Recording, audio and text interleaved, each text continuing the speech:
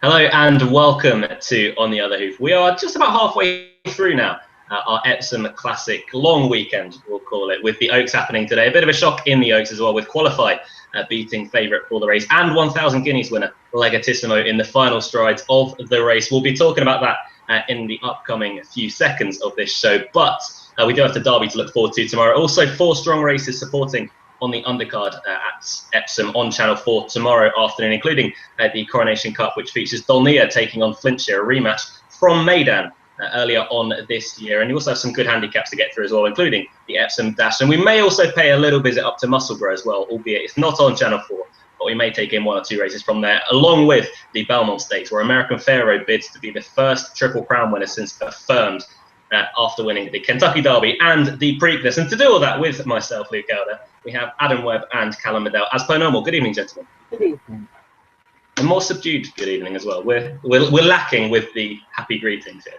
Well, I was happy. It's not been a great day. It's not been a great day, I'll say that. We'll get straight into it. The Oaks. Yeah, we'll move on from that. So the Oaks was a bit interesting race. We all agreed last night that Legatissimo was a very strong bet. I think the word good thing may have been thrown around as well.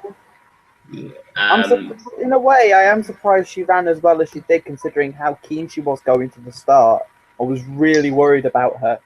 And a furlong out, I thought it was a given. And Lady Flew By was in second, so I thought, yes, I've put 2 up on the video and they're going to be first and second. And then out of nowhere comes a 50-1 outsider to nab them on the line. You described it as a bit of a shock. It was a big shock, really. A furlong out, me and Callum are both cheering on Legatissimo, and this thing in red and yellow comes flying through into third and about to go past Lady of Dubai, and he goes, "Oh, who's that in third?" And I go, "Oh, it's Qualified, don't worry about that." What? Good judgment right there. But in fairness to Qualify, she seemed to be a worthy winner, coming from quite a long way back, leaving a poor race at Newmarket, and it was rumoured that she ran pretty well at the Curragh last time in the Irish 1,000 guineas, but it's taken a big step forward to win the Oaks and beat Legatissimo as well. Do we see Qualify going on to confirm that form? I'm not sure. Not over this trip. If they drop back in trip, I think they will with Legatissimo. I think 10 furlongs would be absolutely ideal for her. Wait, you want Qualify to drop back in trip? No, I said if they both drop back in trip. Qualify, oh, okay, sorry, yeah. Sorry. I wouldn't want Qualify to drop back in trip after that performance, but if they did drop in trip, which I think they will do, I think Legatissimo would prove to be the better horse. If they both went for the Irish Oaks, I think it'd be a close race, but I'd rather be with Legatissimo, personally. The track also didn't suit her because she didn't run around a bit. We're going to start tonight's video off with another tweet, and another tweet from Hattie Fuller. She goes, "Has Luke been on the sunbeds or something? Hashtag rosy cheeks." Now, yep. Well, not the sunbeds. Yeah.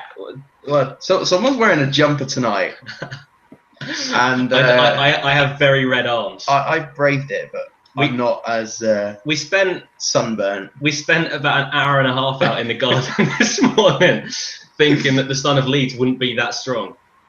Son of Leeds strong. The Son of Leeds has got strong game completely. Yeah, so we are a little bit sunburnt, a little bit, kind of. But yeah, never underestimate the Son of Leeds ever again. Naps, yes, today, how'd they get on? Legatissimo, poor and poor. Adam, who was your nap? Star, even worse. Knocking Star, yeah. Well, at least we were just touched off, so. Yeah. At least she didn't win. I was like, Yeah, the less said about that, the better. But if you guys do want to get in touch with the show this evening, send in a question, a fancy, or anything about tomorrow's racing at all, whether you think American Pharaoh is a good thing, whether you think something's going to beat him in his quest to win the Triple Crown, then you can send them in to @OnTheOtherHoof on Twitter, and we'll answer every single question at the end of the show. But for now, we have 5 races from Epsom to get through, starting with the 2 o'clock, the Investec private banking handicap over a mile, 2 furlongs and an extra 18 yards. 13 runners go to post here, Adam. An interesting to head the market as well with Resonant and Stravaganti. Stravaganti actually went up quite a bit in the handicap last time, finishing 3rd behind Jack Hobbs. Yeah, I mean, that day Stravaganti was backed as well. I mean, I know Jack Hobbs was backed. I think he opened up 7-2 and was backed into even money odds on straight away. But late money came for him that day, but he was firmly put in his place by a horse that's obviously running in the Derby, which we'll be talking about later on. The one I'm going to go with, I will talk about a couple of others in the race. I quite like Dutch Uncle, who was third in the London Gold Cup behind Time Test, who I think is a potential group horse, and Dissolution. I won't say much more about him, but I thought he really enjoyed the mile and a quarter, and Epsom should be a track that I've got no issues with him handling. And I think that the form of the London Gold Cup will hold up pretty well. And I think he is a big. I think he's a big prize considering the other two. Obviously, the other two are progressive types. Resonant won nicely 2 starts ago in his maiden, and then won at Goodwood last time out.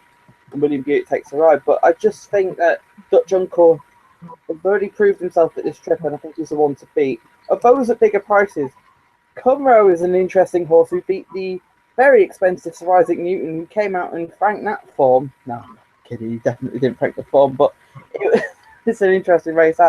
He could go well at a bigger price, but he may want the ground softer. The ground is pretty quick at Epsom, so I'm going to go with Dutch Uncle. I think he's overpriced in the first.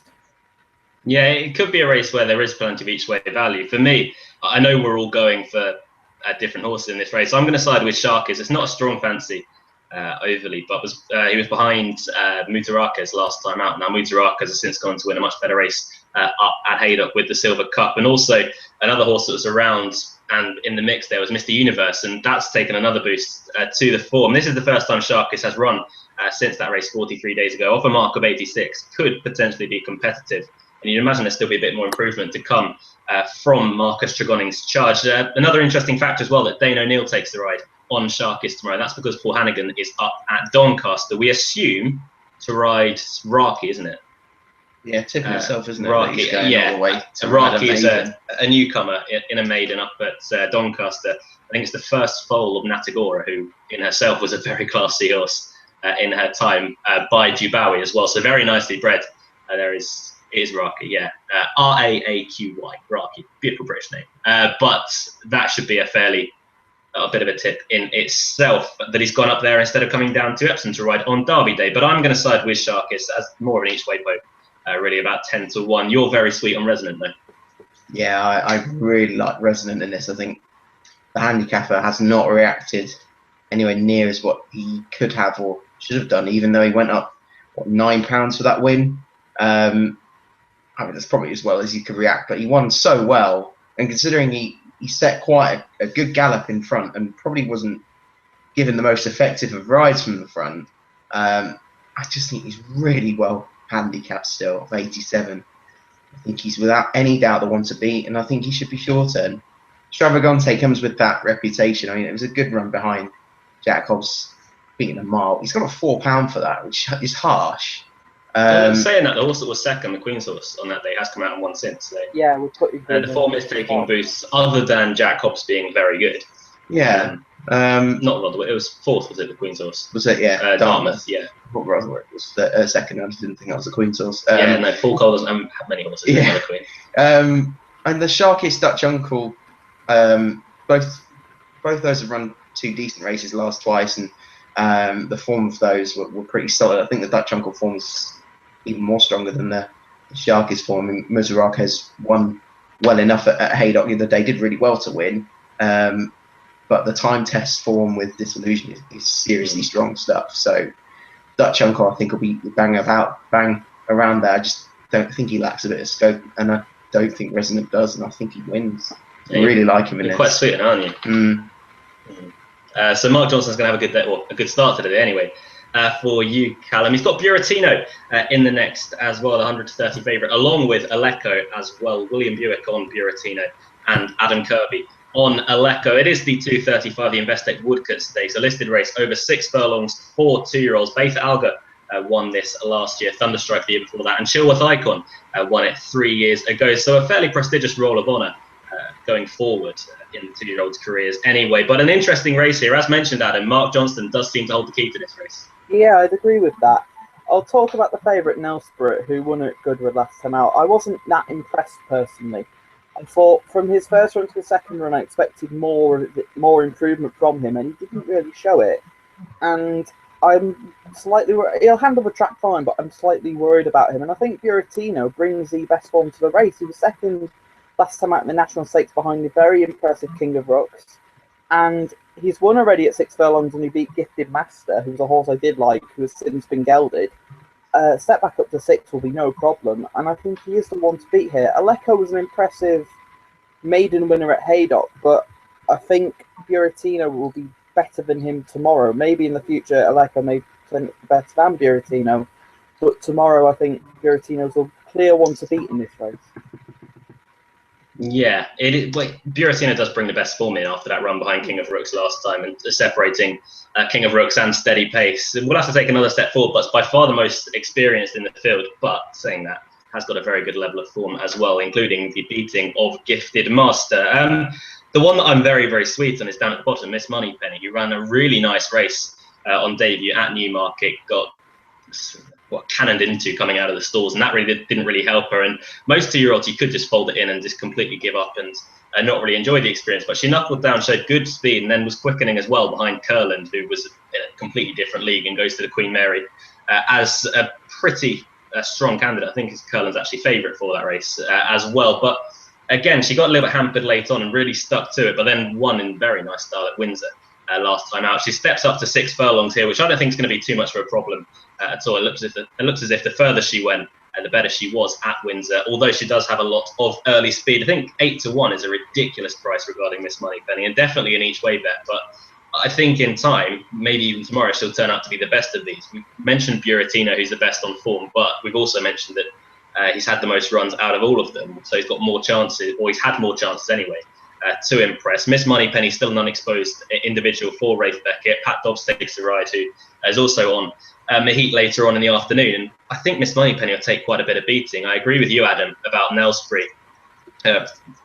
Won nicely last time out, but didn't really make me go wow. And Aleko, that maiden performance, he will have to step up quite a bit on that. We've had one tweet in about Art Collection for Gary Moore. Ryan Moore's taken the ride on Art Collection, a late stand-in for Monsieur Hector Crouch in this race. But again, he was one that impressed me last time out at Brighton, but that race really isn't strong enough, and he will have to step up on it. But saying that, this price tag of 16-1 does reflect it, and stepping up to 6 furlongs will help out Art Collection, but I just worry about the stable form as well for Art Collection. But I'm really quite sweet on Miss Moneypenny. However, you're going for a Mark Johnston double. Yeah, the recurring theme of this video is Mark Johnston, because I will join in later with that, I will say. And it's not, I mean, Aleko, they're both in the same price. It's not Aleko. I thought he won okay at Haydock. He did have the run of things, but wasn't that taken by him. And Buratino's form, I think, has been a little bit underestimated.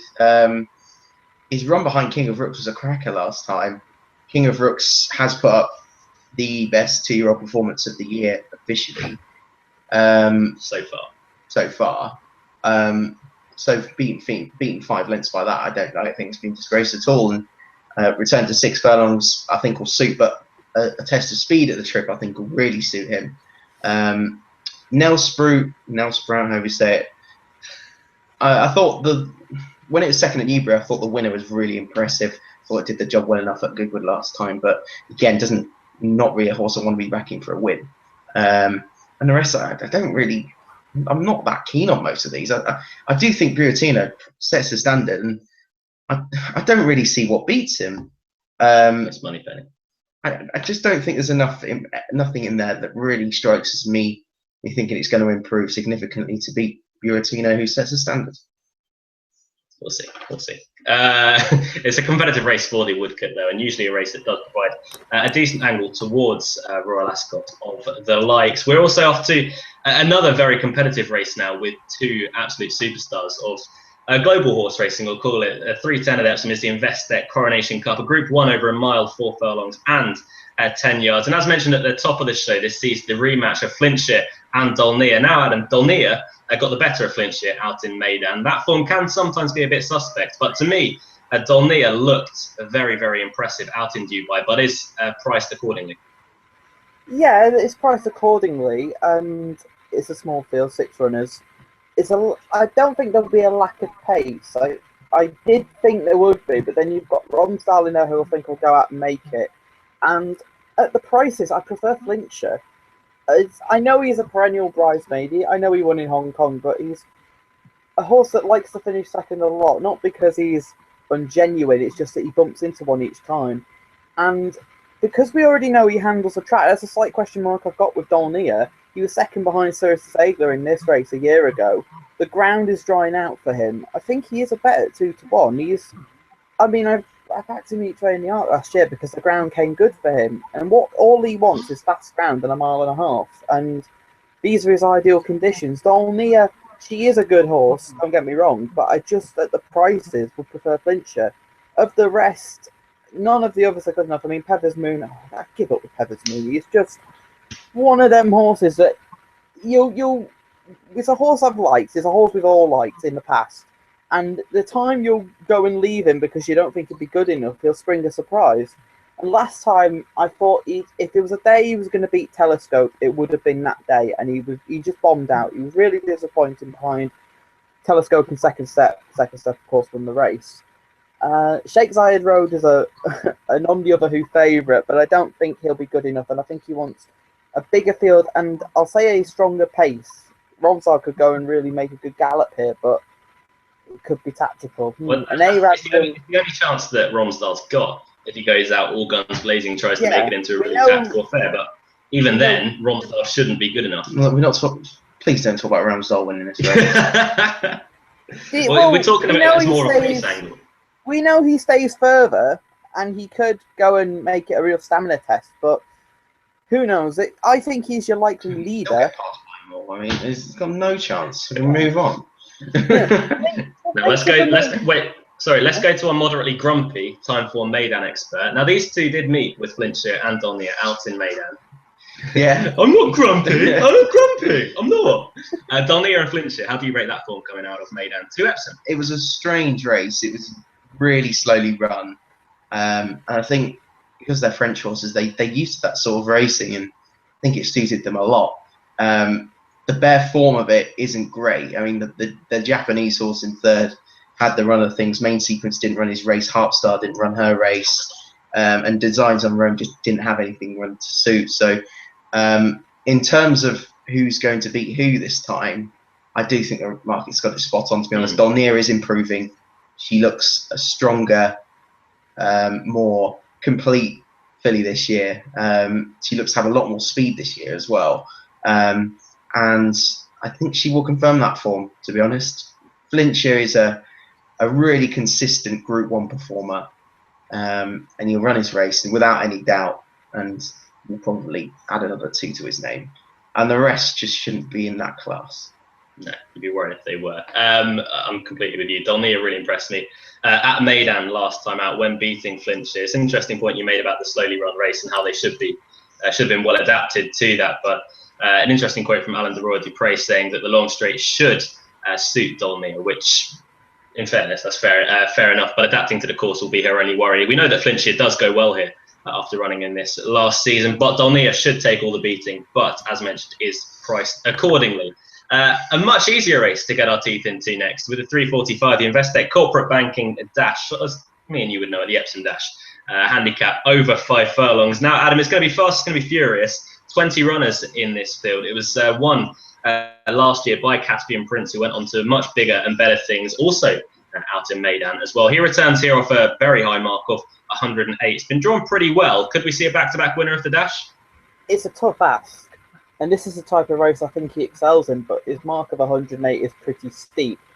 I will talk about the other top weight steps. If he hadn't have fluffed the start last year, I think he would have won this race off, I think, a £2 mark. I think it's off 110. And that would have been a hell of a performance. But as we all know, he missed the break. He's not, I mean, he's had one run this year, Steps, and he didn't run particularly well on that occasion. And I think he has been trained for this race. He could go well at a bigger price. There are others at the top of the market. Seeking Magic was second in this a year ago, and he comes there off a mark of 93, which I think is a really appealing mark. Of those towards the head of the market, he'd be the one I'd be most confident in. One at a bigger price. There are 2 bigger prices I like. One of them I have ruled out, and I'm not going to say why, because I'm not a harsh person. I'm not even going to name the horse. No, I'm not. I'm not going to name the horse. You can work it out for yourselves. The one I'm going to go with is Normal Equilibrium, who has got man of the moment Edward Greatrex on, who's claiming 7. I'm not going to say 100% record round Epsom is brilliant, but hey, he's ridden 1 for 1 round Epsom. It was a great ride as well. If he'd have been running with a normal jockey on, I would probably not take notice. But with Edward Greatrex taking 7 off, he's running off 92 tomorrow, and he has been in fair form recently. And his run last week behind Monsieur Joe, it was an okay run. He was only beaten 3.5 lengths, but before that, he was second behind Sylvanus at Chester, second behind Robot Boy, which I thought was a fair handicap. And at 16s, I think he's a fair price.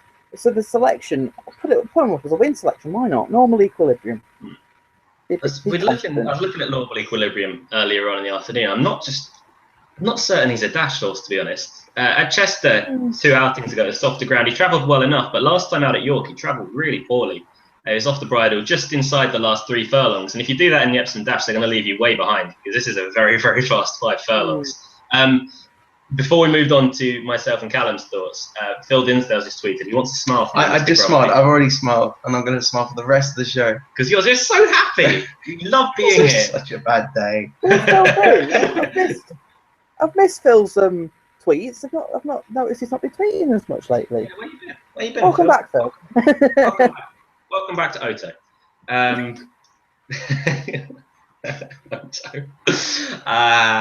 We're not going to call it that. No. I was looking through this race earlier and trying to find more a horse that would be best adapted to the conditions of the race, i.e.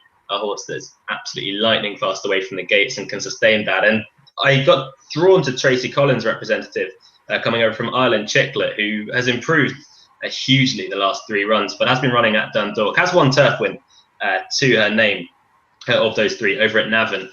When making all, but at Dundalk she's been in absolutely flying form and looks absolutely rapid. She's usually well away from the gate, but one of her last 2 runs, I think it was her last run, she wasn't the fastest away, but made up for that in a matter of about 3 strides with huge early speed. She was sitting in second the whole time and all but one on the bridle for that run, rightly as well. She's gone up £10 292, which will make life a bit tougher, and Chris Hayes takes the ride, which is no negative whatsoever.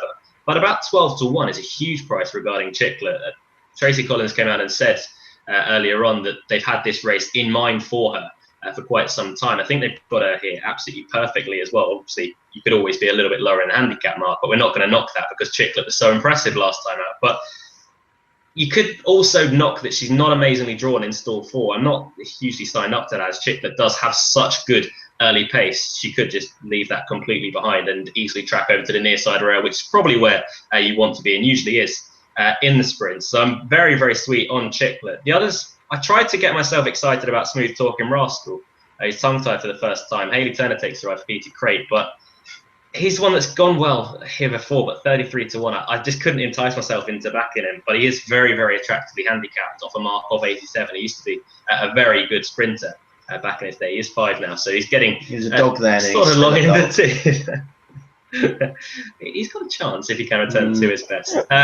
Of the rest, there was just nothing that really caught my eye. I think Sylvanus will go well. He was very impressive 2 outings ago, but needs to bounce back from a poorer run last time. But off a mark of 96, he could still be a bit competitive with Richard Hughes on board. But for me, this whole race completely revolves around Chiclet, and I'd be disappointed if she wasn't going close tomorrow. You're spreading your bullet a few, or darts in a few situations. Like most handicaps like this, sprint handicaps, I usually have a general idea of what I fancy.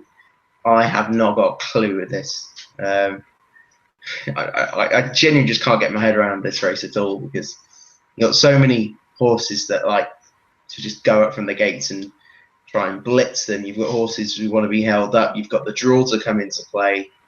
It's just a total guessing game, I think. But it won't stop me from having a bet in it, because I love these races. Because I love betting. Yeah, I do like betting. It's an addiction. So yeah. Brilliant. Close. I've been taken off track now. I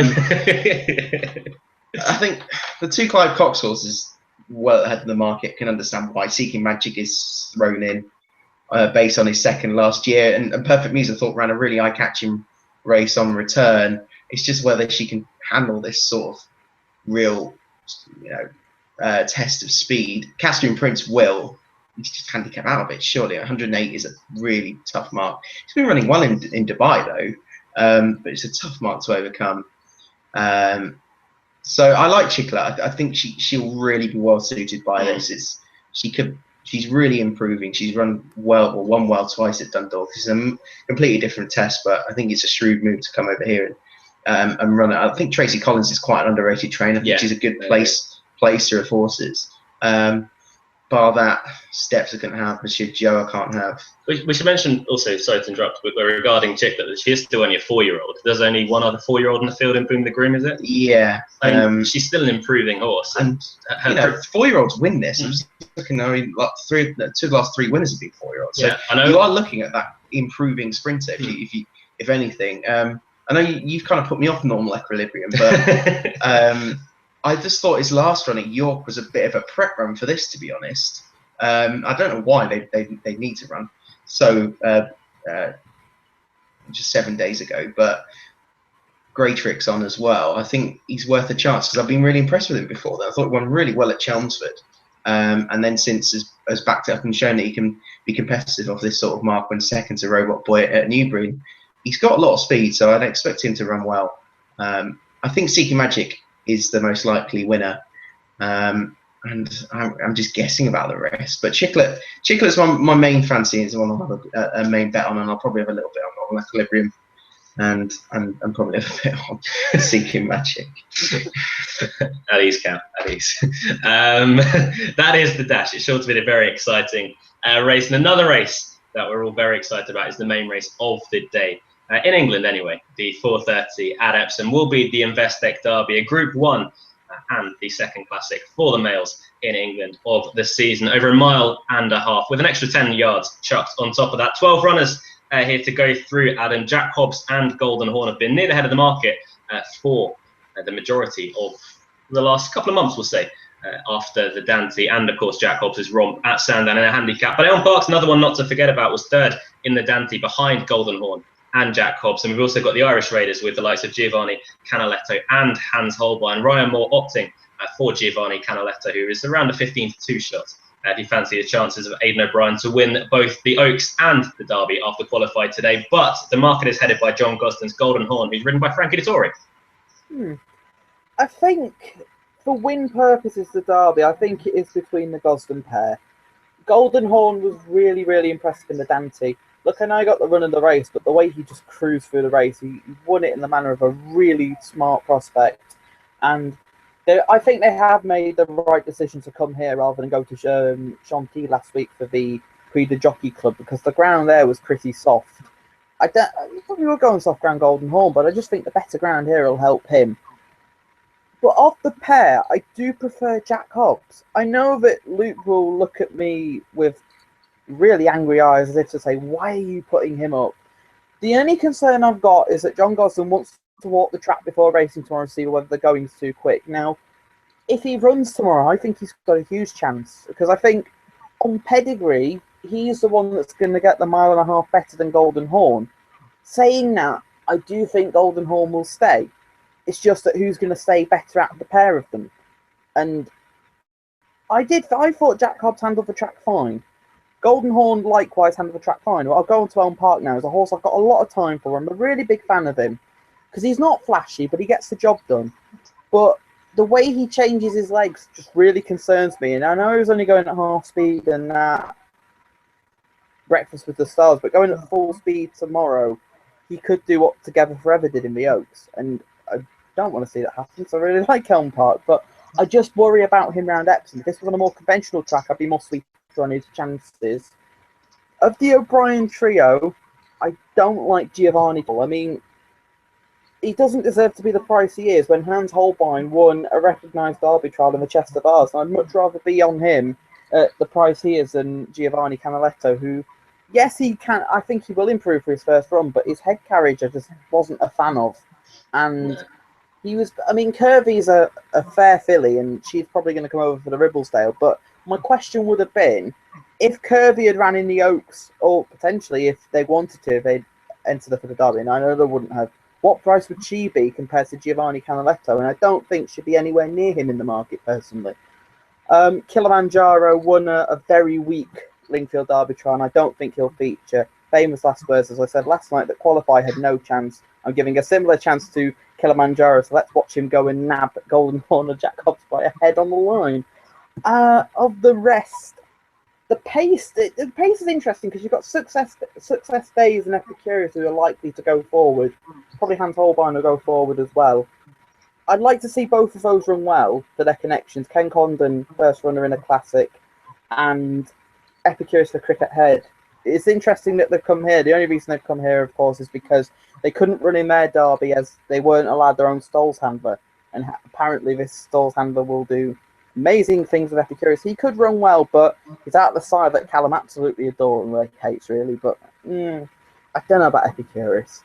And of the rest, Mahit, I will come on to my other selection in the race in a moment, but Mahit, I'm not really sweet on. These guys are, but I'm not. I'm just not fully convinced by him. Rogue Runner's here as a pacemaker, probably for Ampart, who's saying there's a lot of pace in the race. And if Carbon Dating wins, oh, God, you may as well give up if he wins. You may as well have a quid on him each way. With the way the Oaks went, it wouldn't surprise you if he won. But the other selection in the race, so I'm going to do a 1, 2, 3. I'm going to say Jack Hobbs would win, Golden Horn would be second, and the horse that would come third is Storm the Stars, who won a recognised Derby trial at Goodwood. That Lady of Dubai won the fillies equivalent yesterday. She won the fillies equivalent the day before, and she ran really well today in the Oaks, and I'm hoping a similar trend happens there. Storm the Stars is a horse I've liked for a while, and it's interesting that they wasted his handicap mark of 89 because I thought he would have been an absolute certain handicap, but they kept the faith with the horse, and I think he can run well at a big price. The Gosden Giro are the ones to beat. Slight preference for Jack Hobbs, and I think Storm the Stars will be third. And if Giovanni Canaletto wins, I'd give up with the Derby, seriously.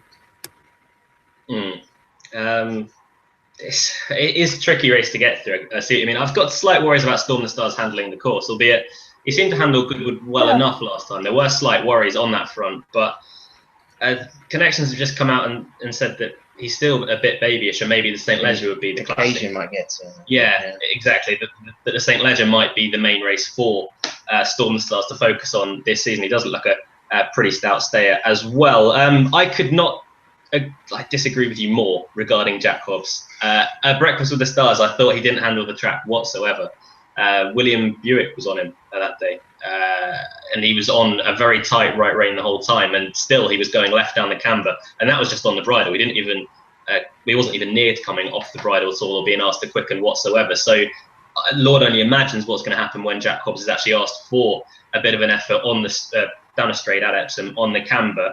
I think he's a very good horse, don't get me wrong. I think he'll be better at a more straightforward track, i.e. something like Ascot, maybe something later on in the season. But at Epsom, I couldn't have him on my mind at all. I think 9-2, I wouldn't be taking that whatsoever tomorrow for the Derby. As for Elm Park, that Adam said he didn't like at Breakfast with the Stars, I did. He was running very straight. And yes, I take into account what Adam was saying, that he was changing his lead leg quite a lot. But that's what he does. He does it everywhere. He did it at Newmarket. He did it at Doncaster. He even did it at York last time in the Dante. And he ran in a straight line. He was changing his legs very intelligently to keep himself balanced, which I like to see in the horse. Andrea Arseni takes the ride, which is a huge positive. He's one of the best jockeys in the weighing room. Andrew Balding knows the time of day. The interesting thing about Elm Park, though, is that he's carrying the second colours for Qatar Racing, and the 100-1, one of the outsiders anyway, Rogue Runner, will be carrying the red cap for Andreas Voller. Sheen Murphy taking the ride. Now, apparently that's superstition regarding that. Just reading about this, actually. Apparently Red Rum carried his owner's second colours when he won the Grand National for the first time. He gave Glenn Kiln the first colours, and then it stuck after that. There's other examples as well, like Carla Abdullah's Derby winners all carried the green cap. Yeah, I was just mentioned that. I saw that earlier on Twitter. It's an interesting thought process, and if it helps Elm Park run any better, then I'm all for it. But I find it hard to see it. I find it hard to see Elm Park as a Derby winner, to be honest. I think he's a horse to back in the place market. I think he'll be the kind of horse like Kingston Hill that will run very well. I think he's an ideal type for a St. Leger later on. Yeah, that's what you do. That's what back into the Leger and back into place tomorrow. No, back into place tomorrow. Grant's going to be a little bit too quick for him, I think. If he handled it, he handles it fine. I just think ideally he wants a bit. He reminds me so much of Kingston Hill. He is literally the same horse. Like he is literally the place. So yeah. So, what are you trying to say, Scouse? about Elm Park. A lot of people seem to think he just wants soft ground. He doesn't. He's won on good to firm before. I just think that he goes on softer ground better than most top horses. I agree That's with that. what I'm making. Yeah, he goes on fast ground. I don't think he particularly handled it well at Newmarket, but I don't think he handled Newmarket. I don't think it was the ground. I think it was Newmarket because he was off the rider quite a way out at HQ. But I think for place purposes, Elm Park could be a cracking bet. He's about 8 to 1 at the moment. So if you can find 2 to 1 for him to place, I think that's an outstanding bet. But Golden Horn seems the most straightforward horse that there is. At Breakfast with the Stars, he had no problems with the track whatsoever.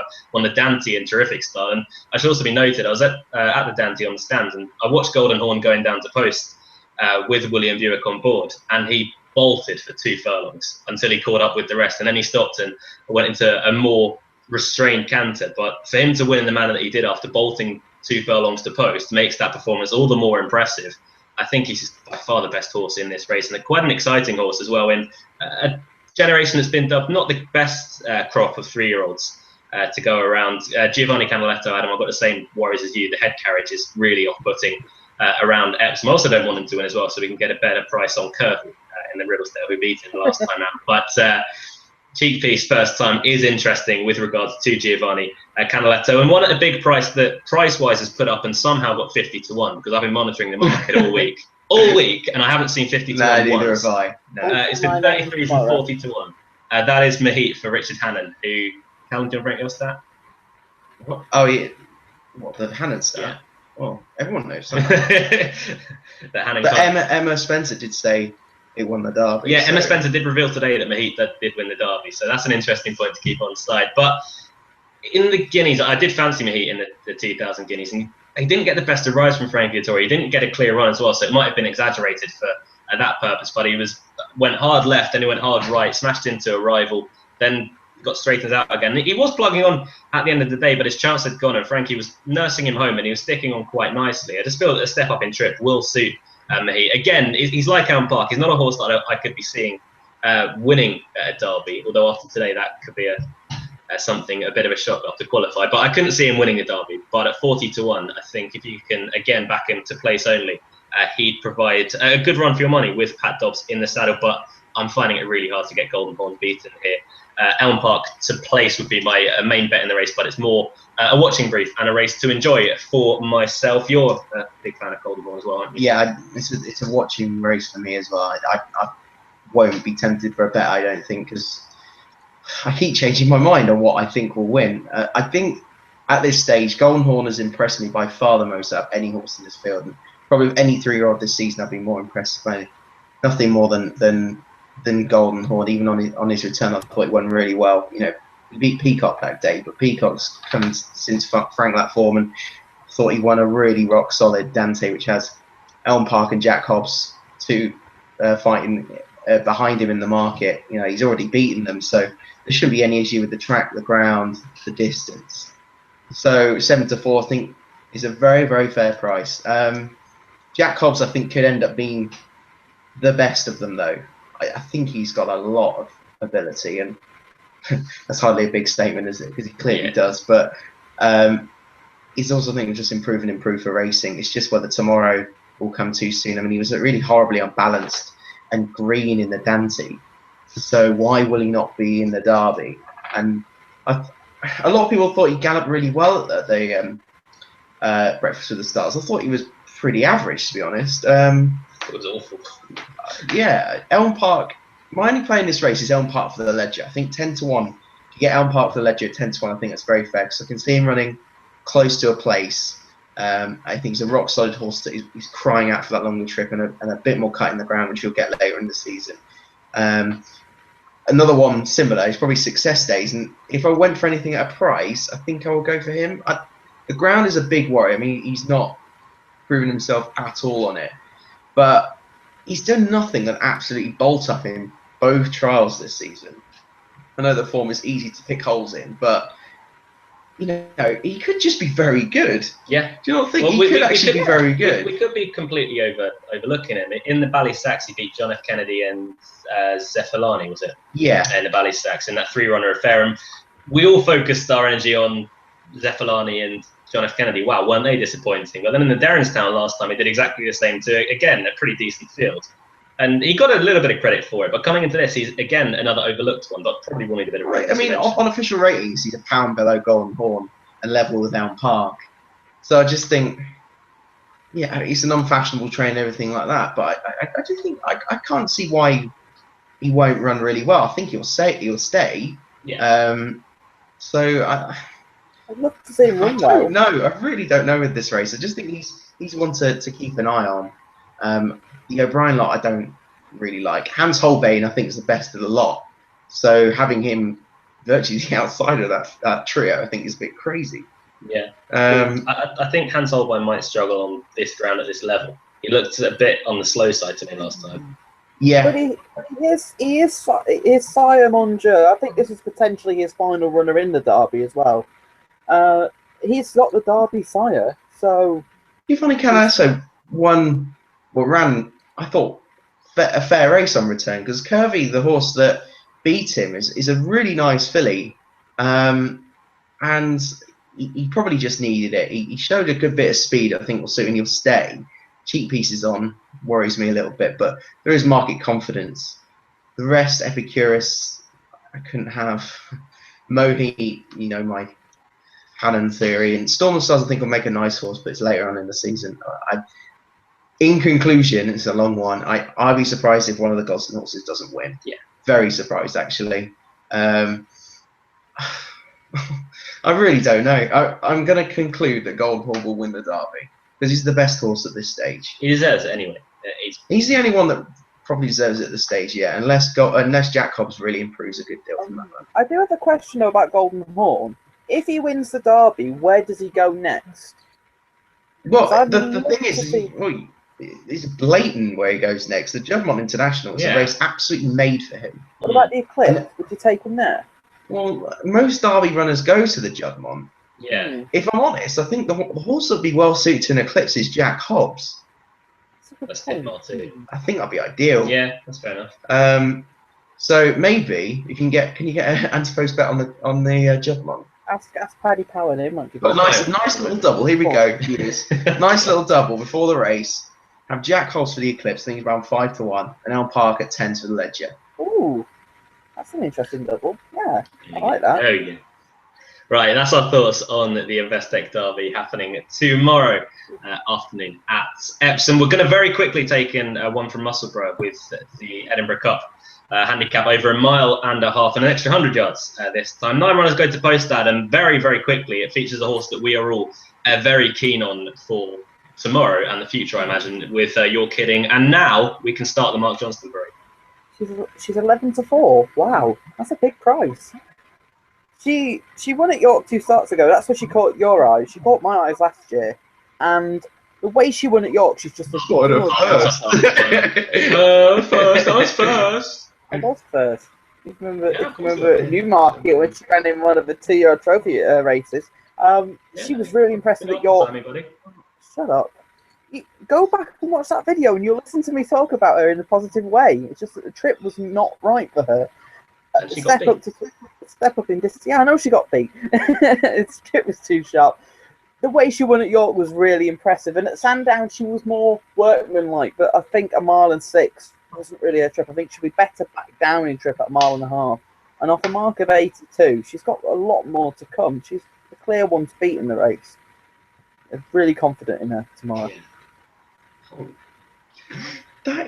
Sorry. We're watching cricket on the side. We're watching cricket on the side. George Butler has just hit the biggest six I think I've ever seen. What bad, Josh. Back to horse racing. We both spotted You're Kidding at York.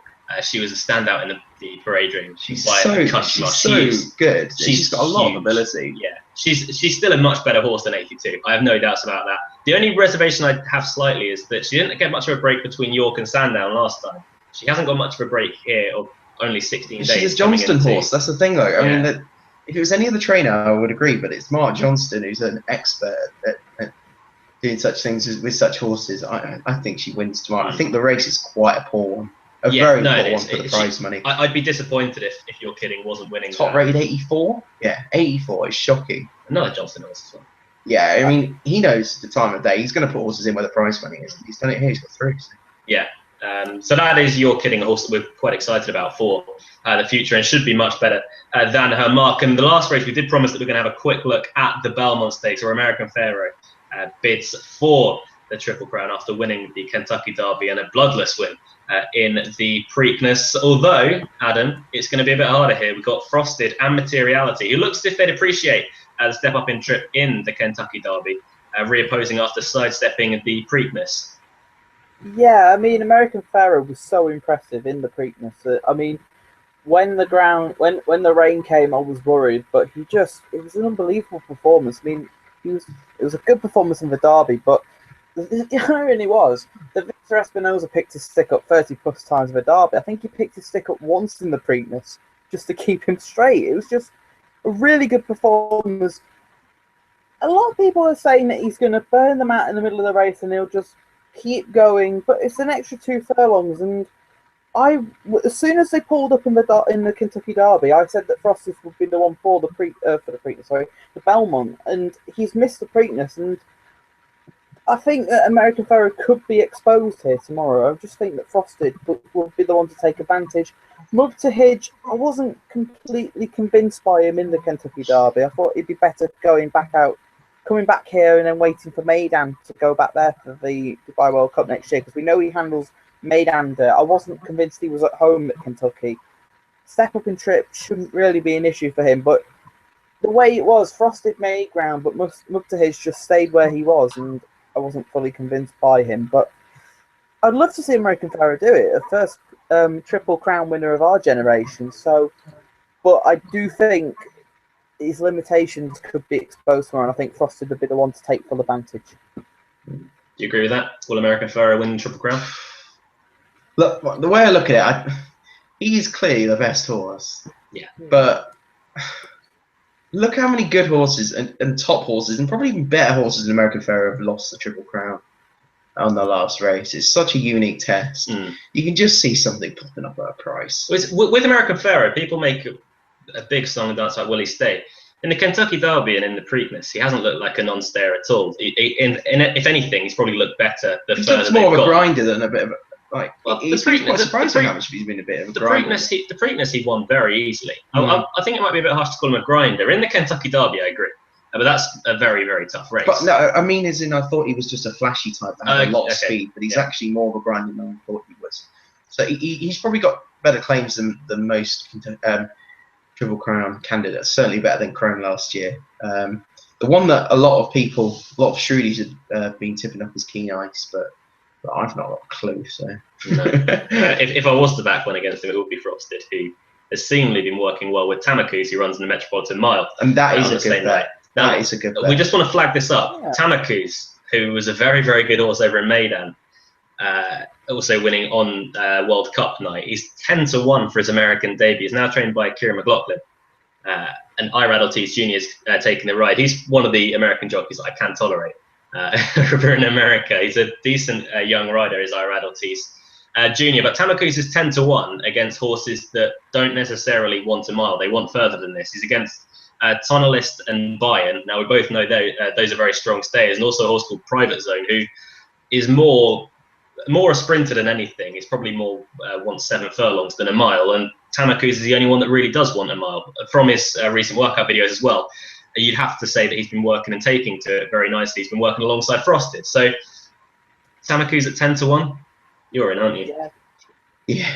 That's a huge price. That's a huge price with that. He was so impressive at Maidan. I mean, when I was first start, he flopped the start and he was a staying on third, and then just after that, he was just sensational.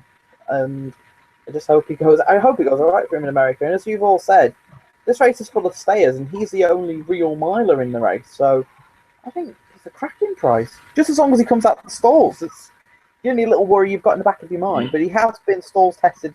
I think it's 12 times since he's got to America. So they've tried to eradicate the problem. So you're hoping it'll work. Yeah. As you mentioned, that is pretty much the only worry if he gets behind early on. That is all the previews that we will be doing tomorrow. We get onto our naps very shortly. But for now, if you want to send in any questions or fancies regarding tomorrow's racing, then now is the time to do them, as we are going to start answering them with KJ's first question. Is an outside draw low on the far side. A worry in the dash for those coming behind. Now, I tipped up Chicklet and said that for her, it's not going to be a worry whatsoever because she's got so much natural pace from the gate. It shouldn't be too much of a worry at all.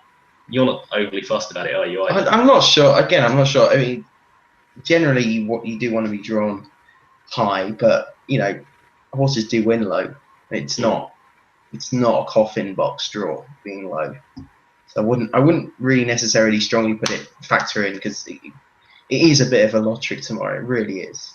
Yeah, they do usually come over to the near side, which is probably why they're saying it, to be honest, because it does make it harder to come from a low draw over to the near side. KJ's then come back and said, will we get a more strongly run Derby than the Oaks? They didn't really go at a strong pace in the Oaks today, did they? But we do have confirmed front runners, pardon me, sorry, in the Derby, which should ensure that we don't get a crawl at least. Yeah, Epicurus will want to go forward. Success Days will want to go forward. I reckon Hans Holbein will want to go forward. We've got pace in this race because we had a question mark about the Oaks today, and I said that I thought Qualify would go out and make the running for the other two, but it turns out she didn't, and it turns out.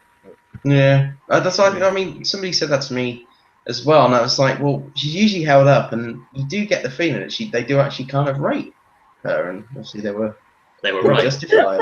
In fairness, they're very rarely wrong, but if they say one's good, they're very rarely wrong.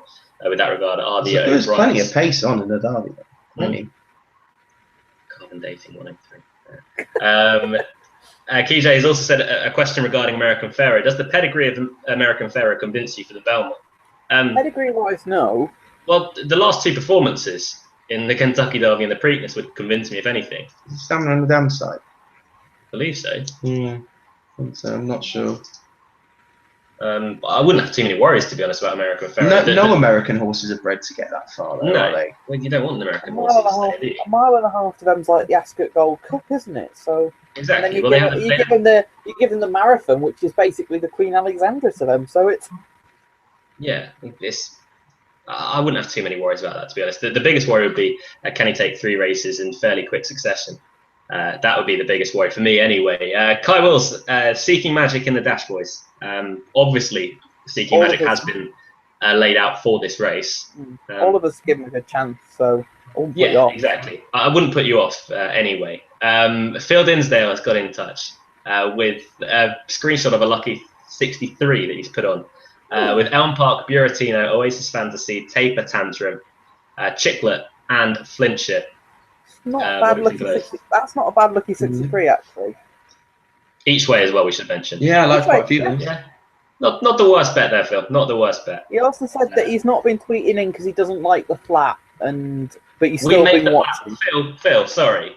Even if you don't like the flat, we make the flat interesting. So there's no excuse for that. A good nod as well from you. Yeah, we do actually. Yeah, that's what we do. Max Banner agrees with me regarding Mahit. Looks a good each way bet. Giovanni Canaletto and Kilimanjaro should go well. Hashtag anything can happen. Hashtag 50 Shades of Table. Thanks for that, man. And good luck with Mahit. I'll be there in the poorhouse with you. Kai has also come back in and said Nelsbury for Hannon and Hughes. No, we're all a little bit underwhelmed with Nelsbury, to be honest. Yeah. It's just that I thought that from Newbury to Goodwood, I thought there'd be more improvement, but it just didn't seem to be, even though he won. And me and Callum are really sweet on Buratino, so I think that's the way to go in the race. A tweet from Lee Armstrong. Please tweet us a topical tip to back tomorrow for our wedding today. Congratulations, Drew and Lee. Congratulations to you guys. No Queen horses. I wanted to give them You're Kidding because I can't believe you'd want to get married. Success days. Success days, yeah. That's topical. Got to have a Derby winner, isn't it, really? I'd say Edinburgh Cup. That's the Dash. Golden Horn? Oh. No. Gay marriage, so. Golden Horn, we'll go for that. Golden Horn, Golden Horn. Oh, guys. The maturity of On the Other Hoof shines through once more. Good luck and congratulations to you, Drew. Yeah, congratulations to Drew and Lee. Richard Cook, Chance of Buratino in the 235 for Woodcote. Yep. Superb form lines with steady pace and King of Rooks, big chance of 7-2. You guys are both very keen on Buratino. Yeah. Yeah, good. Yeah. we talked about Buratino enough earlier on, I think, Richard. But a big chance given to Buratino. Kai Wills, do you think Goldenhorn will go off 2-1? He's 6-4 now. I don't know. No, I think. Well, if anything, I think Jack Hobbs will get backed. Yeah. If he runs, because there's still doubts that he might even run. I can't see Goldenhorn being 2-1, to be honest. I'd like it. It'd be a very attractive both of the Golden horses will come for money. I can't see Goldenhorn going off 2-1. There will be offers of it. I think it'll be 5-2, 11-4 in the morning. We have jumps racing over in France as well with the French champion hurdle. Hurricane Fly travels over for that, along with from David Pipechar, Ballynagore, and then Tom Ford too. Phil Dinsdale wants to know, can the Fly win in France? Yeah. I think it'll be too good for them. Zarkanda's also in the race, and Zarkanda... It's a good race. I hope Hurricane Fly wins. There has been talks of retirement, but Willie Mullins has been dropping those away. If he wins an Oak Toy, I think he will retire. I think he will. And we can celebrate his career then. Wonderful race for us. Another welcome back to Jeff Handley. He says, at 4-1, Resonant looks a good bet to complete a hat-trick at Epsom. He's in fine, the stabler in fine form and still on a good mark. You're very sweet on Resonant, aren't you? Yeah, he wins. Thank you very much. And then Jeff also says, Irish Raider Chicklet is a speed machine and could blast them all the way, given his. We'll go for her speed on that one. Front runs and travel strongly at 14-1. It's 12s now, I believe, Chicklet. Yeah. 12-1 best price. But I completely agree with you. I really do fancy Chicklet in the dash tomorrow. Jeff, Hattie has sent in a tweet for Callum with 2 L's. For Callum, kiss, hug, kiss, and then gambleaware.co.uk. Yeah, no, I've already replied, but I sent it finally to his account. But yeah, you spelled my name wrong. Hattie, that is cardinal sin number 1 of Oto.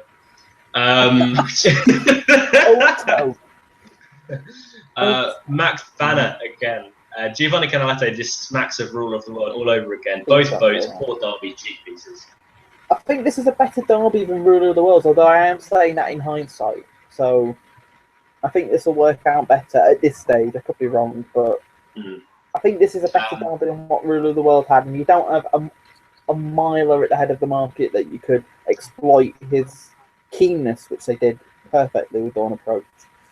Yeah. Tim McEwen has also got in touch. Thank you for your tweet, Tim. How much of a certainty is a Dolnea, Goldenhorn, and Hathal treble? Hathal was very eye-catching, we'll say, at Newmarket at the back end of last year in his only maiden so far. Runs for William Haggis at Langfield in a maiden. Tomorrow afternoon was behind Consort as well on his only start to date. I'm struggling to find any of those to get beat. I know Adam will say that Dolnea will probably get beat. No, I think all of those are deserving favourites. Yeah, it looks fairly straightforward anyway with that. So good luck with that treble, Tim. Another tweet from Phil Dinsdale.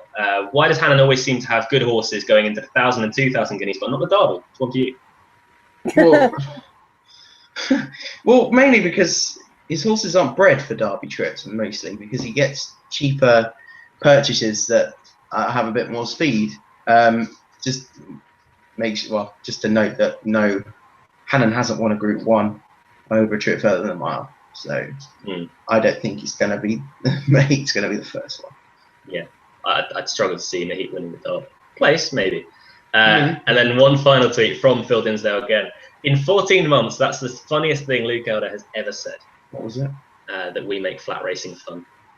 That's hurtful. I'm not talking to Phil anymore. No, Phil, you're banned. Plus, we've been going longer than 14 months. We've been going about, hang on, let me count. We've been going 22 months. 22, yeah, exactly. He's been watching for 14 months then. There we go. Probably started last April. Yeah. One tweet. Hattie's apologised for calling you Callum and spelled it with 1 L now. Still not as bad as Luke calling me a he. Pretty much is, though. Well, you say that, Hattie.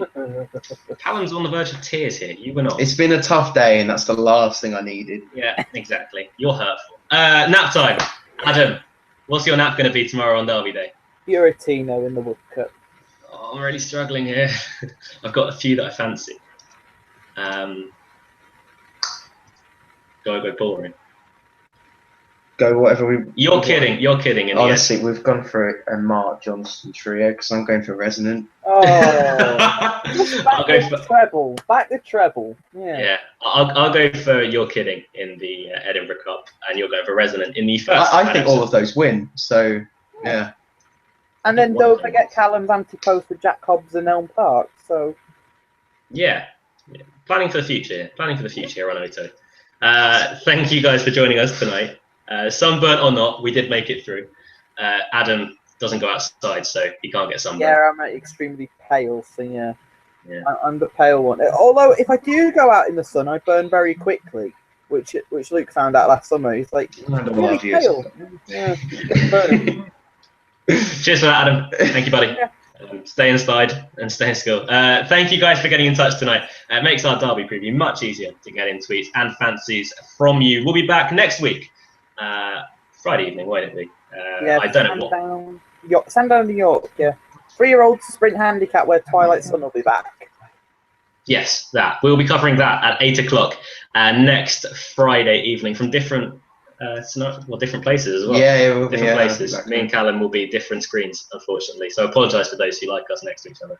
But we will be back at our native Lavenham and Horsham. Until then, have a good derby day tomorrow. Have a good weekend as well. And we'll see you next week here on the Other Hoof.